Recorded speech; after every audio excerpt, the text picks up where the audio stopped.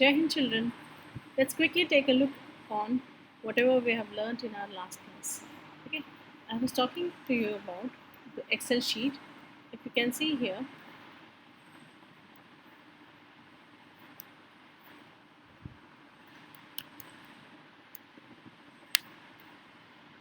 if you can see here,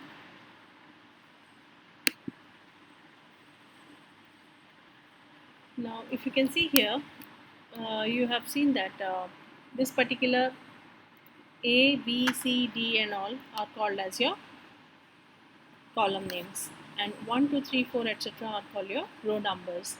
Now, if at all I need a cell range, I was telling you that you just have to click on the column name and the complete uh, column gets selected. Similarly, if you want to check on the row, complete entire row, you can select the whole range from beginning to end here.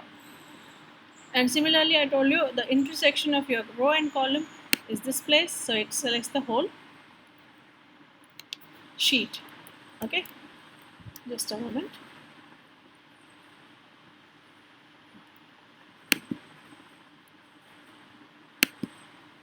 Okay, now you'll be able to see me all the time.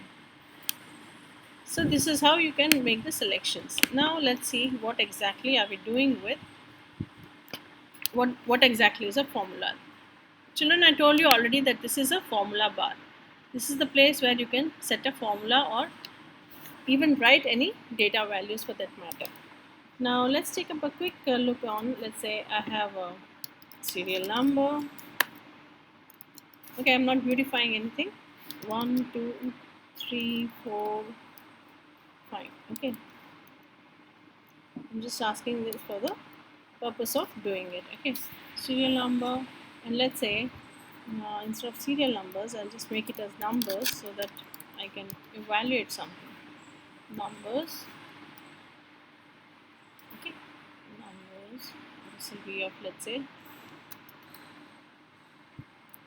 A, representing A, and numbers representing B. Okay, why I am doing this is today we are going to cover the topic which is formulas, and in formulas you all know you need operators. What are the different operators which you can use here in Excel sheet? It would be the plus, minus, asterisk which stands for your multiplication, slash which stands for your division, and a caret symbol. Now what is this caret? Not the rabbit carrot. It is a caret, that means it looks like a hat which you can see on your keyboard above the number 6.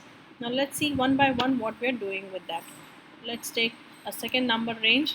I'm taking 10, so 12, 14, 20, 30, 50.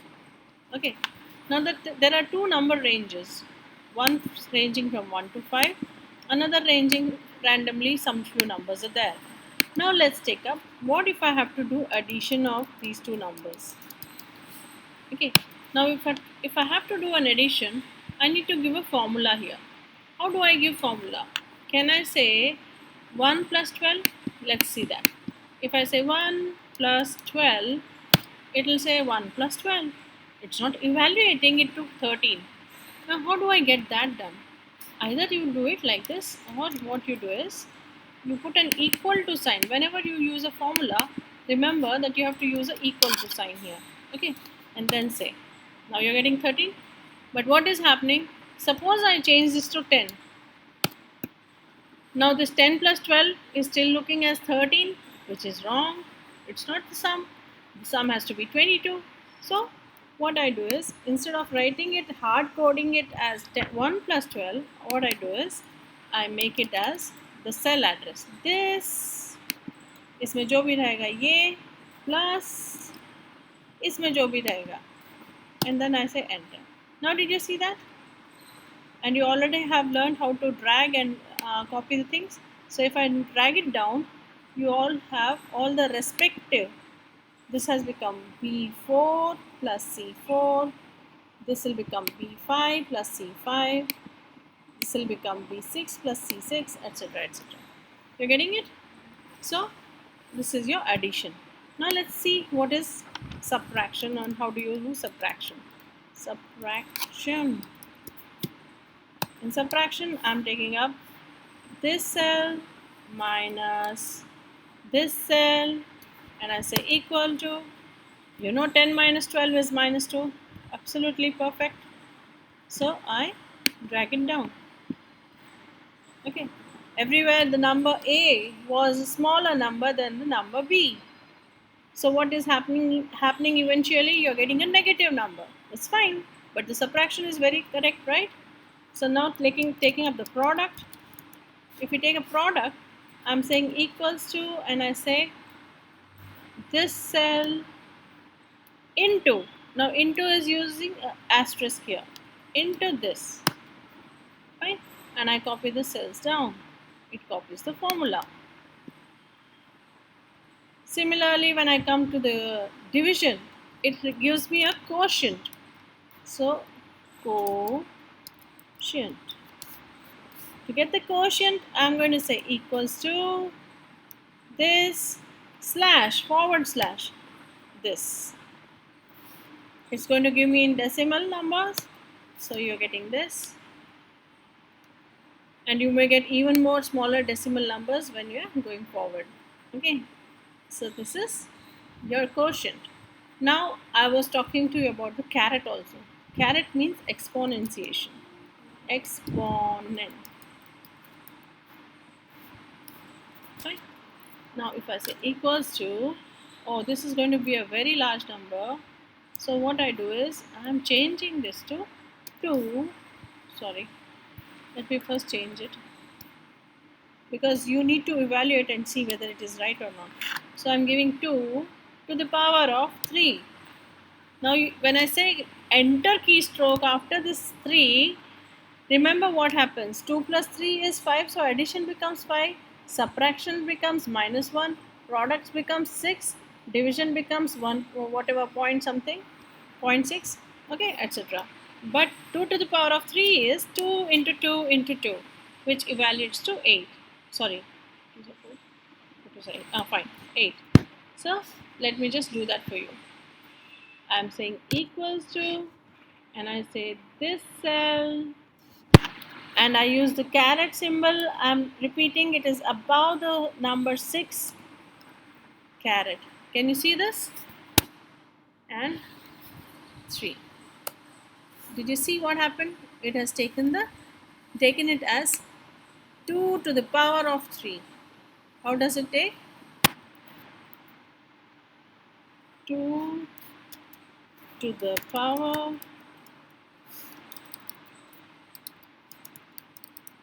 of 3. Okay.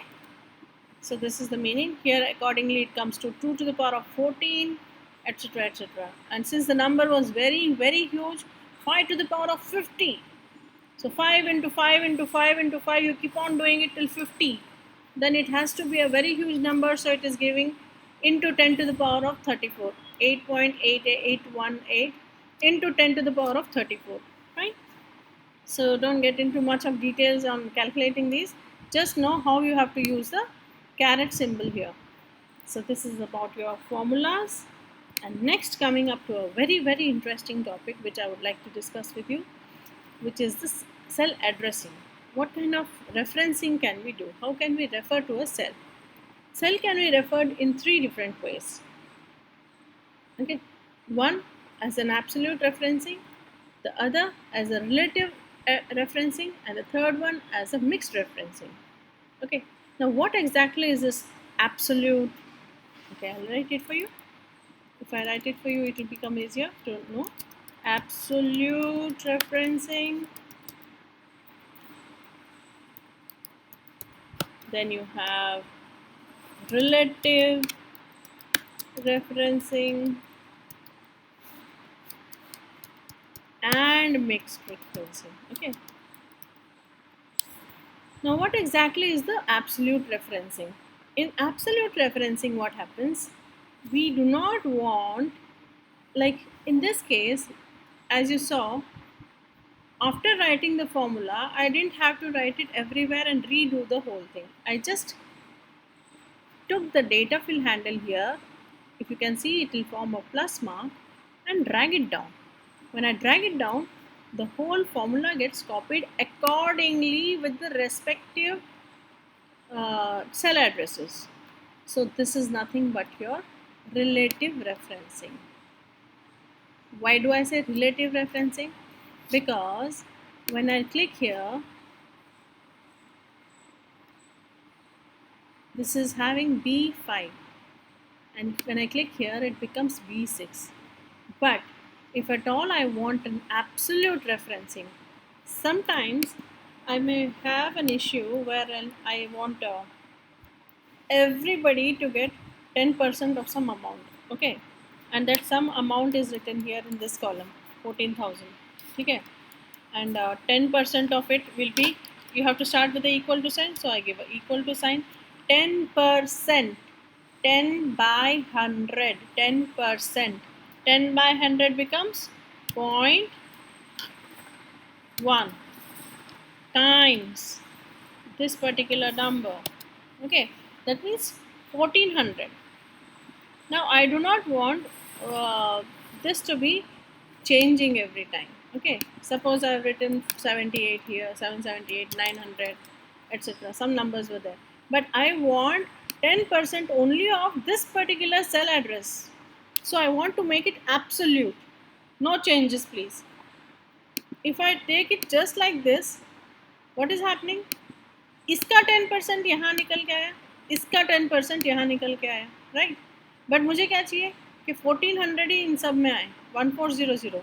Then how do I do it? Then I change this to, I do not want to change the row as well as the column. So how do I make the changes? Look in the formula. Here I'm going to have a dollar symbol. When I say $M and $2, what is happening? It is saying, boss, now don't change when I drag it down. Don't change my column name. No, don't change my row number. I want to stay with M2 only. Now see what happens. When I did this and I dragged it down, what did you see? Everything is showing up as 1400. So this is called as your absolute. If you can see here, $M, $2 is your absolute referencing. You already have seen what is relative referencing. You have seen what is absolute referencing. Now we'll take up one mixed referencing also. What is mixed referencing?